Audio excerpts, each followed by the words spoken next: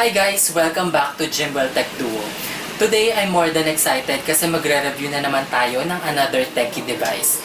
And sa mga previous video natin, nag-review na tayo ng Android TV, ng laptop, and ng watch. But today, ang re-reviewin naman natin ay ang Huawei Band 4. But before we start, click mo muna yung subscribe button and mag-intro muna tayo.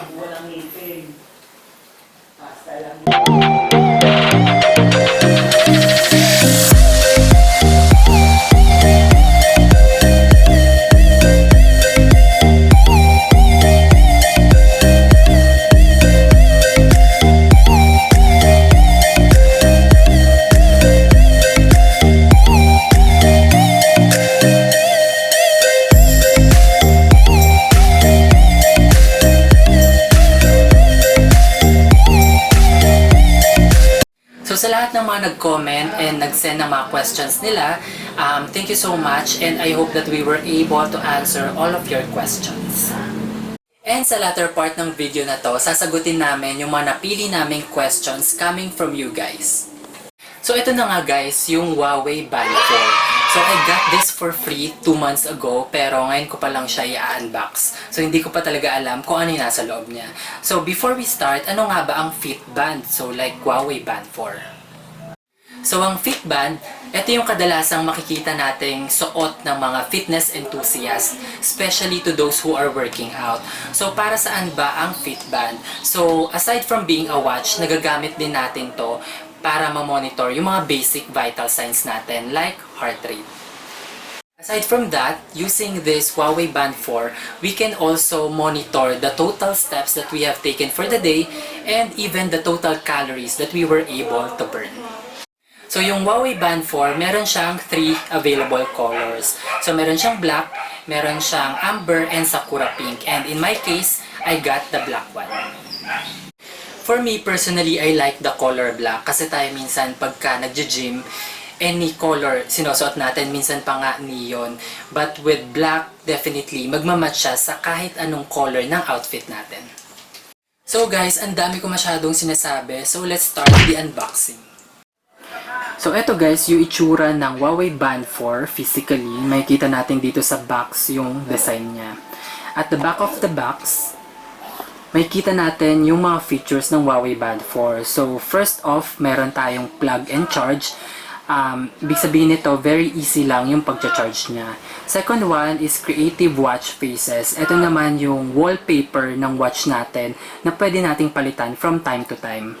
The third one, we have yung heart rate monitoring.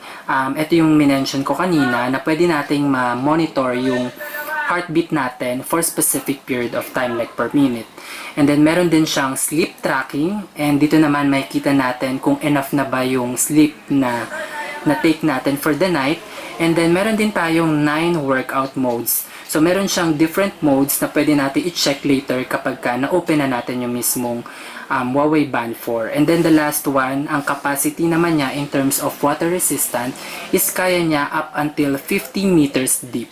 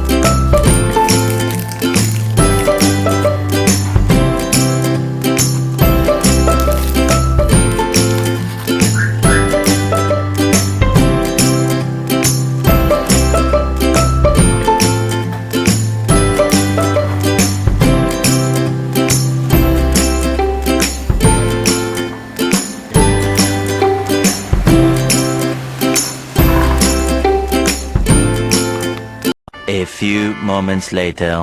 So ito na guys, yung laman ng box ng Huawei Band 4. So meron tayong warranty card. Dito natin makikita yung mga policies governing our warranty.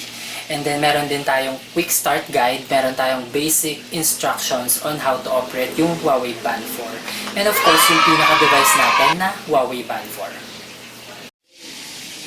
So, pag na-open natin guys, yung mismong device natin, meron siyang instruction to install yung Huawei Health sa phone natin para mag-sync siya dun sa phone tsaka sa watch. So, ito guys, yung application related sa Huawei Health. So, ito yung kailangan nating install para mag-sync siya dun sa may Huawei Band 4 and dun sa phone natin. So, ito na guys, yung interface ng ating Huawei Band 4. So, meron siyang different setup. So, ayan, meron tayong heart rate. Tapos yung tracker for sleep. And then, ito yung kaninang workout mode. So, meron tayong different workout modes. Meron tayong outdoor, indoor. So, ayan siya. Dito siya pwedeng iselect.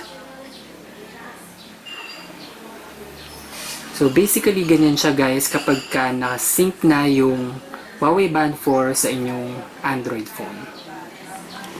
Sa music naman guys, pwede nyong kontrolin yung music nyo sa phone gamit din tong Huawei Band 4. So meron siyang specific na setting dito na makokontrol nyo yung music. So guys, ngayon naman, paano siya china-charge? So sa may likod ng Huawei Band 4, meron siyang parang button. All we have to do is to press it. Tapos kapag pinindot na natin, kusa siyang matatanggal. So eto naman, kailangan lang natin siyang i-connect dun sa may adapter ng charger natin. And once na connected na siya, pwede na natin siyang i-plug sa outlet. So ito guys, just for comparison, I have here yung Huawei Band 4 and I also have in my left yung Samsung smartwatch. So in terms of functionality na related sa pag-monitor ng vital signs natin, like yung heartbeat, yung sleep, at saka yung number of steps, almost the same sila. Mas high-end lang ng konti si Samsung smartwatch in terms of other functionalities. Kasi dito, since smartwatch siya, pwede tayong mag-play ng games, manood ng YouTube videos, pwede rin tayong mag-answer ng call, and pwede rin tayong makinig ng music using yung own speaker. Unlike dito sa may Huawei Band 4, pwede rin tayo makareceive ng notifications and messages, pero in terms sa pag-play ng music, pwede lang natin siyang gamitin as controller kapag ka nakasync na yung Android phone natin. But definitely guys, worth it to buy pa rin naman ang Huawei Band 4. So in terms of price comparison naman guys, itong si Samsung smartwatch, this is a 2017 model and nabili ko siya for 16,500 pesos. And ito namang Huawei Band 4, this is a 2020 model and ang price niya ngayon is 1,890 pesos. So definitely guys, pura siya, and if you're a fitness enthusiast or you regularly work out, Huawei Band 4 is really good for you.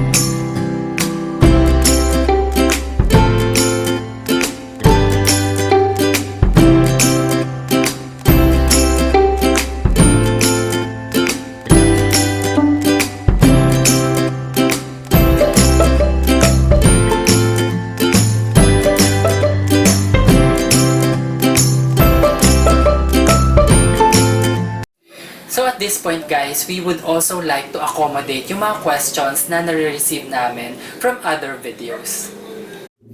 So we receive a question from JC. So I think this is related sa Sony 4K Android TV na video namin. So ang sabi niya, kumusta po Bluetooth connection? can it easily connect audio devices via Bluetooth? So sad to say, JC, na ang default device na pwede nating i-connect sa Bluetooth ng Sony Bravia TV is mouse and keyboard only. But I think, JC, you were able to download a Bluetooth scanner through Google application and it's working legit. So it's still good to hear na you were able to connect pa rin yung audio device mo directly sa Sony Bravia TV.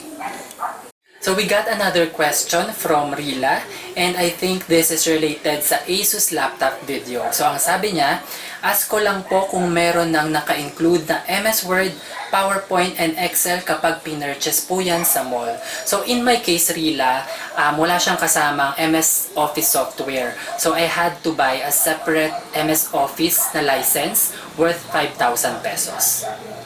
So eto, Rila, yung na-purchase ko na MS Office license, and this is good for lifetime access naman na. So merong follow-up question si Rila. So ang sabi niya, hello po, meron pa po bang stocks po niyan ngayon? Nagsasearch po ako pero wala na po ata. Saan po ba pwede makabili niyan? So in my case, Rila, nakabili ako nito sa SM North EDSA, dun sa may Cyber Zone area. So I would suggest na sa SM Mall ka na lang din bumili kasi mas malaki yung chance mo na marami silang stocks doon. So thank you sa lahat ng subscribers namin at patuloy na nagsusubscribe sa aming channel. At kung nagustuhan mo ang video na to, don't forget to like, share, and hit the notification bell. Thank you guys!